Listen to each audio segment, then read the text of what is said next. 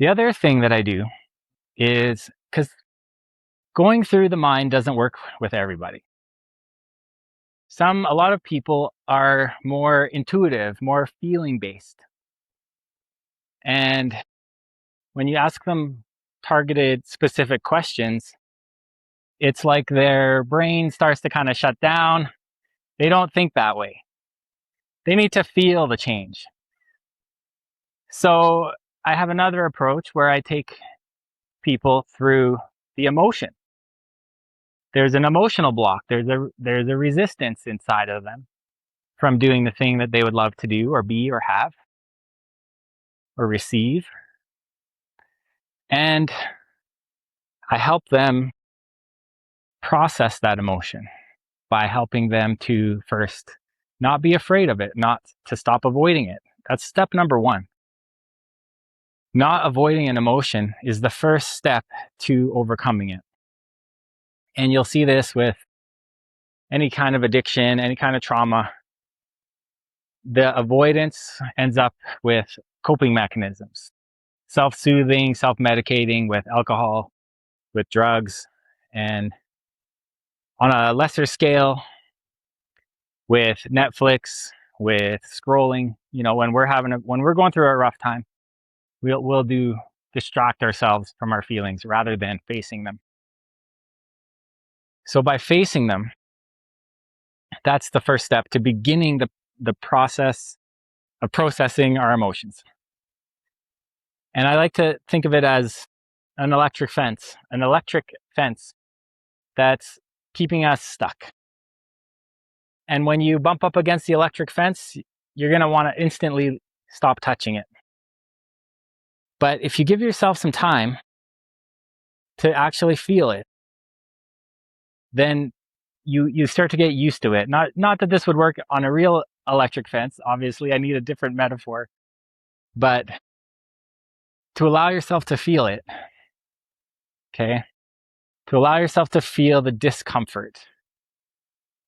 And you start to get used to it. Maybe it's I don't know, cold water or something. And as you begin to get used to the feeling, ask yourself, could I let this feeling go? Just ask yourself, could I let it go? No. There's no right or wrong answer. A lot of people, just say no, right? They're attached to it. Would I let the feeling go? Yeah, that's another question, because sometimes we like our pain. We get attached to our pain. We identify with our pain. And there's a payoff. It allows us to kind of stay where we are and to be self-righteous and to, be proud or be better than others, or to, suffer with all our glory, right? So sometimes there's an attachment to our pain. So what's the payoff? Would you let it go? And when? Because how long do you want to live with this feeling? How long do you want this feeling to hold you back, to keep you living small, to keep you suffering? When? When would you let the feeling go? And another question that I ask after that is, who would you be without the feeling? So imagine yourself in the exact same situation that you're in now, or the exact same situation that causes the discomfort, that causes the pain or the anger or the shame or any kind of suffering. Who would you be in that situation without that feeling?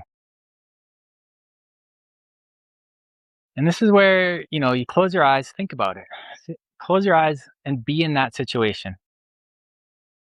Who would you be without that painful emotion? You're in the same situation. The other person is still doing the same thing that caused you pain or caused you discomfort, and you're doing the same action that caused you discomfort. Maybe it's public speaking. Maybe it's recording yourself on social media.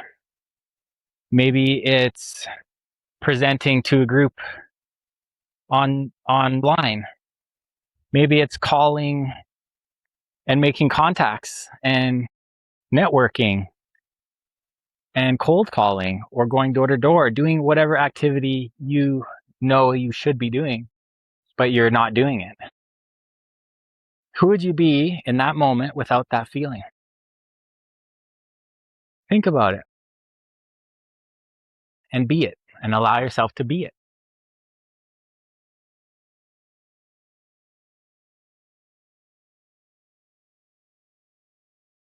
A lot of the time, it's just a person. It's just a person who has goals. It's just a person who wants to be loved,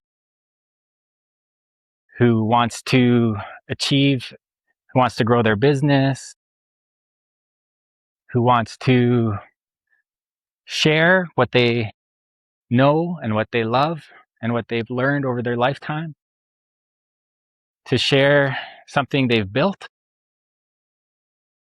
Sometimes they'll be someone who is just more loving, more caring, without those negative emotions. When you see who you would be, you start becoming your higher self, your authentic self. And all those illusions of who you thought you were and what you thought you were, and those limitations, as you start to let go of those and let those dissolve, you begin to see yourself and others and the world from a much higher perspective, from a much more less limited perspective, a lot less biased perspective, a lot more open perspective. And you actually become free. So you start to feel a lot more free to take action and to do things. If you're interested in that, please check out my link. Talk to you later.